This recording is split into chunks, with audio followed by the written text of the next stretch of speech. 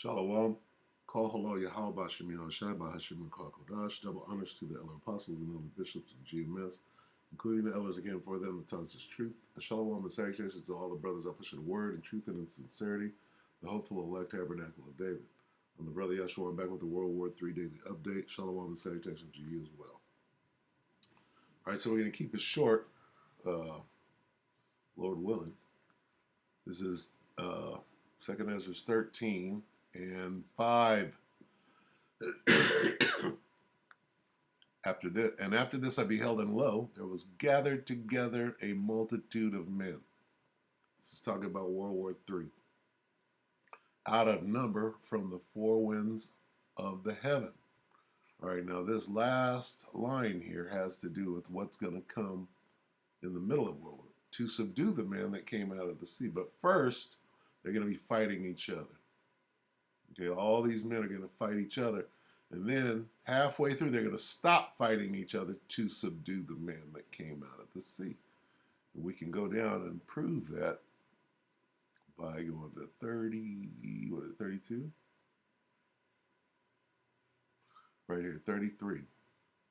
And when all the people, all the armies fighting against each other, hear his voice, see those laser beams coming out of the war chariots, the spaceships shooting out his voice are laser beams.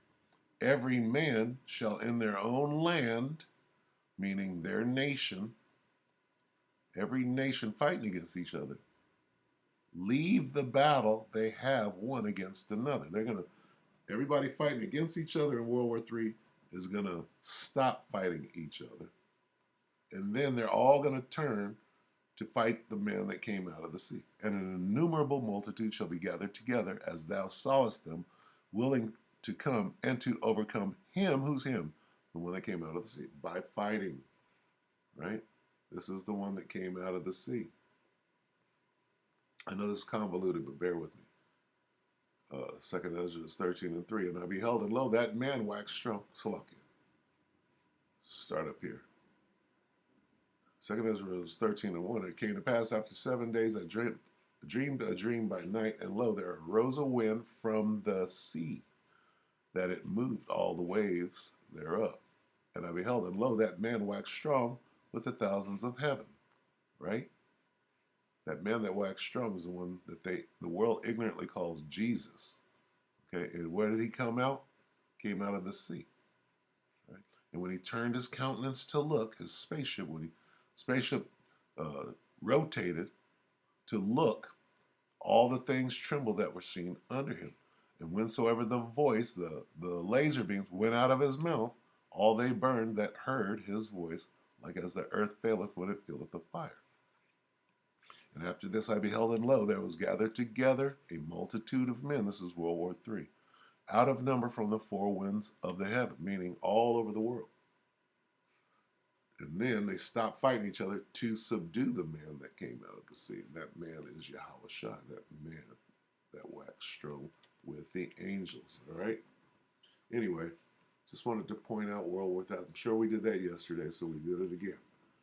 All right, so this is the Voice of Reason, Military and Foreign Affairs Network, Battlefield Ukraine, war in the air. All right, now it's turning into an air war. Why wasn't it an air war before? Really, Russia has air superiority. That's why Ukraine was begging for F-16s, whatever they're sending over there. But let's listen to this guy spout his rhetoric. This is 3 hours ago. We'll listen to a little and I'll close it. Good day, everybody, and welcome to another edition of the Military and Foreign Affairs Network. I am your host, the Voice of Reason. Today we are continuing our ongoing coverage of the Russian-Ukrainian war. Today we're going to specifically have a look at continued air operations, specifically by the Russian Federation. We have seen a decrease, obviously, in some of the capabilities of the Ukrainian Air Force. Largely, the Ukrainian Air Force was disabled early in the conflict. Now, the Ukrainians have been able to continue to operate limited amounts of aircraft flying at very low altitude. against certain Russian targets. Now, first, we're going to have a look at the losses of both sides throughout the conflict. And we'll start with the Ukrainian side.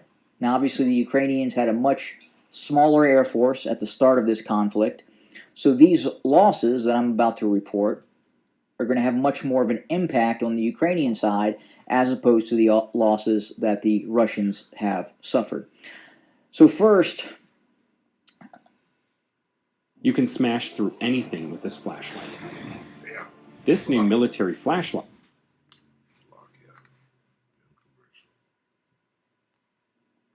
We'll start with L-39 training jets. The Ukrainians have lost 7 of those.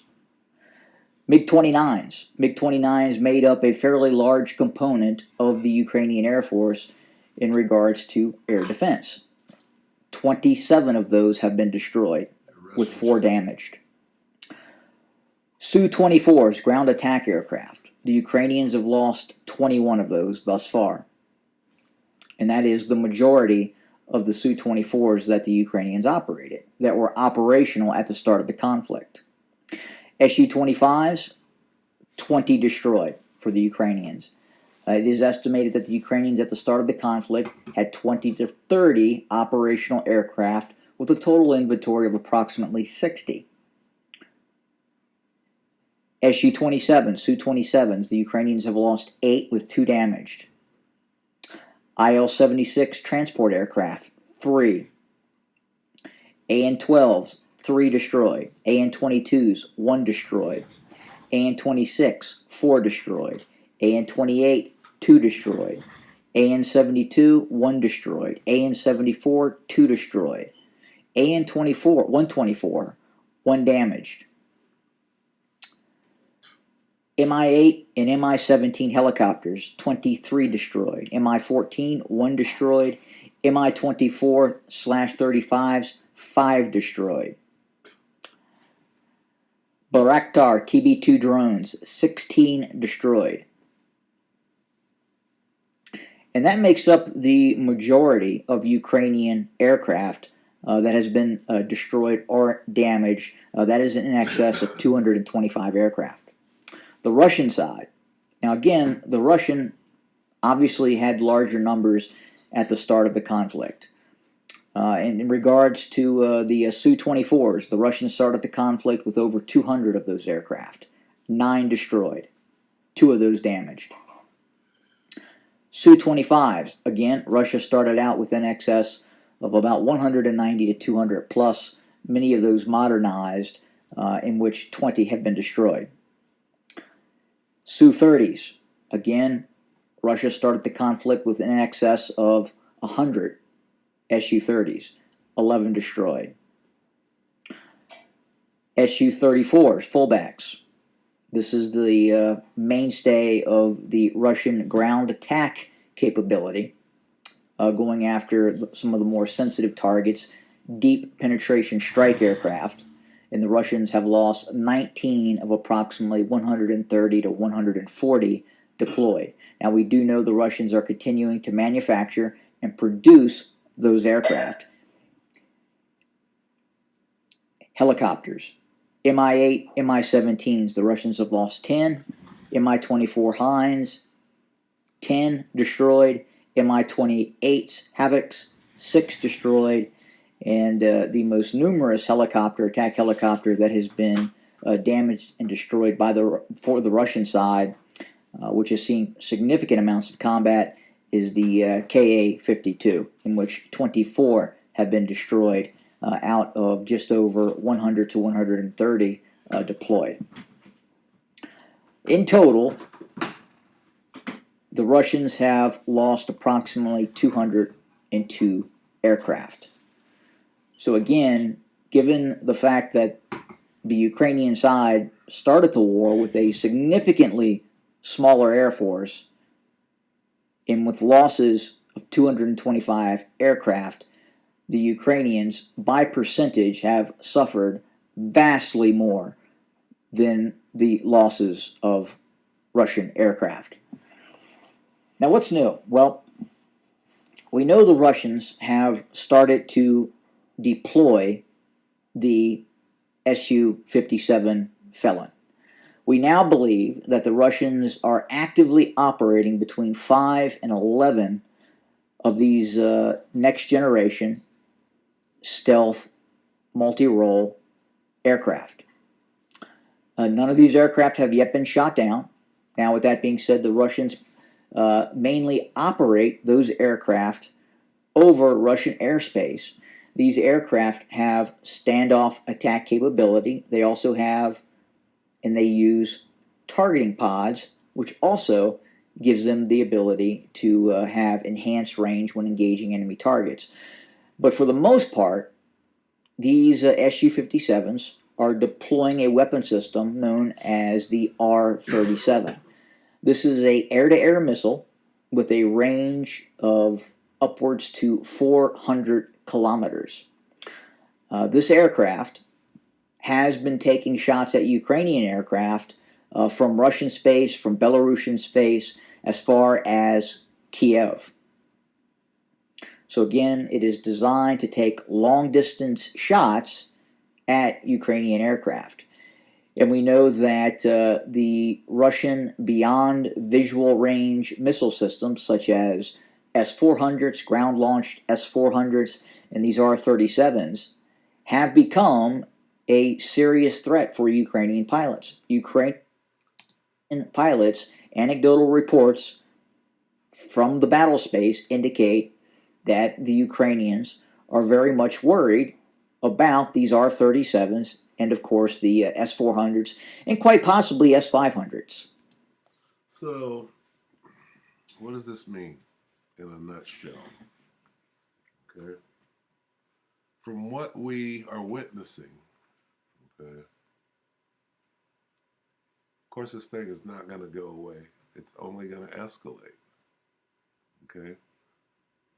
So, what are they going to do? They're going to make new weapons. They're going to supply the Ukraine with whatever they need. They're going to move the Ukrainians out of the way and fight the war themselves. NATO, the EU, and Babylon the Great, also known as the United Snakes of America. We get one precept and I'm going to go ahead and close. This is Joel 3 and 10. Beat your plowshares into swords and your pruning hooks into spears.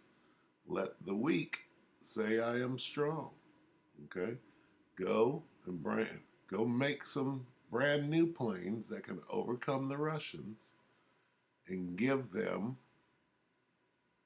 to the Ukrainians so that they can say, oh, we can do this. All right? That's what we see happening right now. So with that, I'm going to go ahead and close. We'll see you tomorrow. We hope that Electro edified you brothers and sisters. Shalom.